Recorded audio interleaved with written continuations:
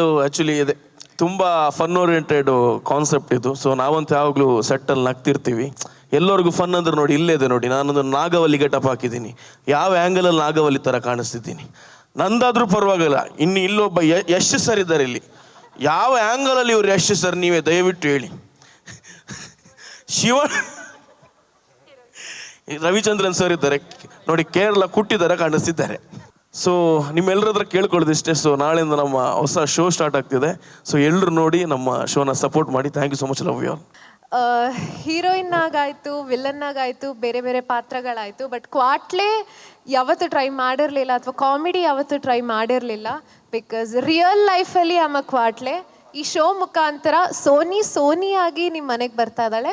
So show ಮುಗಿತಾ cooks ಎಲ್ಲ cooking ಮರಿದೇ ಇದ್ರೆ ಸಾಕು, ಅಷ್ಟು ಫನ್ನಾಗಿದೆ. ಇಟ್ಸ್ ಅ ಸ್ಟ್ರೆಸ್ ಬರ್ಸ್ಟರ್ ಎಲ್ಲರೂ ಹೇಳ್ದಂಗೆ.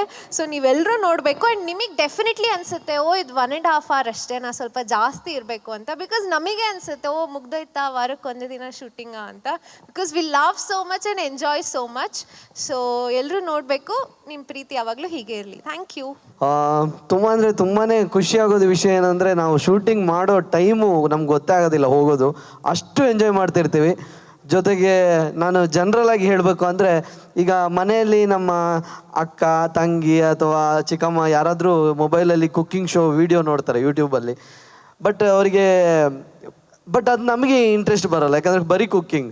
ಬಟ್ ಇಲ್ಲಿ ಕುಕ್ಕಿಂಗ್ ಜೊತೆ ಕಾಮಿಡಿ ಇರುತ್ತೆ. ನಾವು ಕಾಮಿಡಿ ಇಂಟ್ರೆಸ್ಟ್ ಆಗಿರೋದ್ರಿಂದ ಕುಕ್ಕಿಂಗ್ ಜೊತೆ ಕಾಮಿಡಿ ಜೊತೆ ನೋಡೋದ್ರಿಂದ ನಮಗೂ ಯಾವುದಾದ್ರೂ ಒಂದು ಕುಕ್ಕಿಂಗಲ್ಲಿ ಇಂಟ್ರೆಸ್ಟ್ ಬರ್ಬೋದು. ಬಟ್ ನಮಗೆ ಇನ್ನೂವರೆಗೂ ಇಂಟ್ರೆಸ್ಟ್ ಬಂದಿಲ್ಲ. ನಾವು ಕ್ವಾಟ್ಲೆ ಗ್ಯಾಂಗ್, ಆದಷ್ಟು ಕ್ವಾಟ್ಲೆ ಮಾಡೋದಕ್ಕೆ ರೆಡಿಯಾಗಿದ್ದೀವಿ.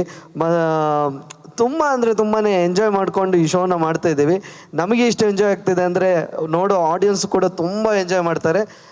ಸೊ ನಿಮ್ಮೆಲ್ಲರ ಸಪೋರ್ಟ್ ಹೀಗೆ ಇರಲಿ. ಮೇಡಮ್, ಭಾರಿ ಖುಷಿಯಾಗುತ್ತೆ. ಕ್ವಾಟ್ಲೆ ನಮ್ಮ ಭಾವ ಗಿಲ್ಲಿ ಇವರೆಲ್ಲ ಕೊಡೋಷ್ಟು ನಾನು ಕೊಡಲ್ಲ. ನಾನು ತುಂಬ ಡೀಸೆಂಟಾಗಿ ವರ್ಕ್ ಮಾಡಿ ಹೆಲ್ಪ್ ಮಾಡಿಕೊಡ್ತಿದ್ದೀನಿ ಅವ್ರಿಗೆ. ಬಟ್ ಏನಂದರೆ ಇದುವರೆಗೂ ಬರೀ ಸ್ಕ್ರಿಪ್ಟ್ ಕಾಮಿಡಿನೇ ಮಾಡ್ತಾಯಿದ್ವಿ. ಬಟ್ ಇದು ತುಂಬ ಡಿಫ್ರೆಂಟು, ಚಾಲೆಂಜು. ಹೆಂಗೆ ಒಂದು ಸ್ಕ್ರಿಪ್ಟ್ ಇಲ್ದೇ, ಒಂದು ಕಾನ್ಸೆಪ್ಟ್ ಇಲ್ದೇ ದಿಢೀರಂತ ಕುಕ್ ಜೊತೆ ಹೋಗಿ ಕಾಮಿಡಿ ಮಾಡೋದೈತಲ್ಲ, ನಿಜಕ್ಕೂ ದೊಡ್ಡ ಚಾಲೆಂಜು. ಆ ಚಾಲೆಂಜ್ನ ಕಂಪ್ಲೀಟ್ ಮಾಡಿದ್ದೀವಾ ಇಲ್ವಾ ಅನ್ನೋದು ನಮ್ಗೆ ಡೌಟ್ ಇದೆ.